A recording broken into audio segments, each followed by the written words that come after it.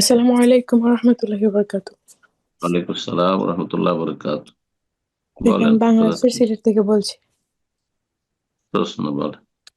আমার প্রশ্ন হচ্ছে, এই যে আমরা আল্লাহর কাছে দোয়া করি যে আল্লাহ আমাদের ধৈর্য বৃদ্ধি করে দিন, এই দোয়াটা নাকি পড়া উচিত না, এর ফলে নাকি আরো বিপদ আসে ধৈর্য ধরার, এটা কি ঠিক? এইভাবে কি আমরা দোয়া করতে পারবো? না, ভুল কথা। রব্বানা আফরিক আলাইনা সাবরান ওয়া সাব্বিত আকদামানা ওয়ানসুরনা আল কওমিল কাফিরিন। কোরআনে তো আল্লাহ দোয়া শিখিয়েছেন, তো যদি এই দোয়া করা উচিত না হইতো বা ঠিক না হইতো তাহলে আল্লাহ কেন শিখাবেন? রব্বানা আফরিক আলাইনা সাবরা, হে আল্লাহ আমাদের উপর সবর ধৈর্য ঢেলে দাও, মানে পূর্ণ মাত্রায় দান করো। এটা হচ্ছে যেমন পানি ঢেলে দেওয়া হয়, হ্যাঁ, ফোঁটা ফোঁটা বৃষ্টির মতন নয়। আফরেক আর এই নসাবরা, আফরেক মানে ঢেলে দেওয়া, বালতি থেকে যেমন একবারে পানি ঢেলে দেওয়া হয়, ঠিক ওই রকমই।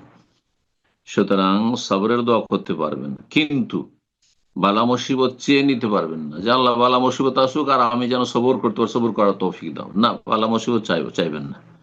এর বিপরীত বলা হয়েছে যে সাল্লাহ আল আফিয়া, আফিয়াত তলব করো, নিরাপত্তা তলব, আল্লাহ সুস্থ রাখো সব দিক থেকে, মানসিক, পারিবারিক, শারীরিক আর সামাজিক, হ্যাঁ, সব দিক থেকে তুমি আফিয়াতের সাথে, শত্রুদের থেকে আফিয়াতে রাখো, কখনো শত্রুদের মুখোমুখি হওয়ার, হ্যাঁ, মার মুখ থাকা, হ্যাঁ, আর তারপরে আহ লাগুক, হ্যাঁ, বাদুক ঝামেলা, হ্যাঁ, মারামারি করব, এ কখনো না। নবী সাল্লাল্লাহু আলাইহি ওয়াসাল্লাম লা তাতামান্নাউ লিকাল আদুওয়ি, শত্রুদের সাথে কখনো মুখোমুখি হওয়ার যে, হ্যাঁ, সুযোগ চলে আসুক, এটা কখনো তামান্না করিও না, আশা আকাঙ্ক্ষা করিও না, কখনো মনের কামনা বাসনা যেন না হয়।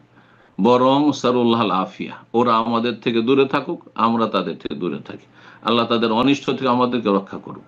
জি।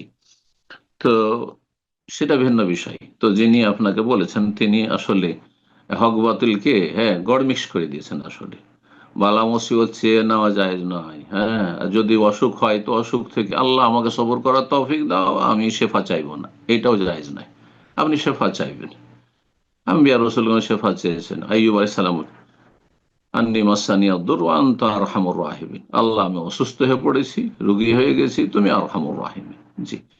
তো আল্লাহর কাছে ভালোটাই চাইবেন, কিন্তু যদি বিপদগ্রস্ত কেউ হয় তো অবশ্যই সবর করবেন। সবর তিন প্রকারের, সব রকমের সবর করাই হচ্ছে পুরো দিন। জি। বারাকাল্লাহু ফিক।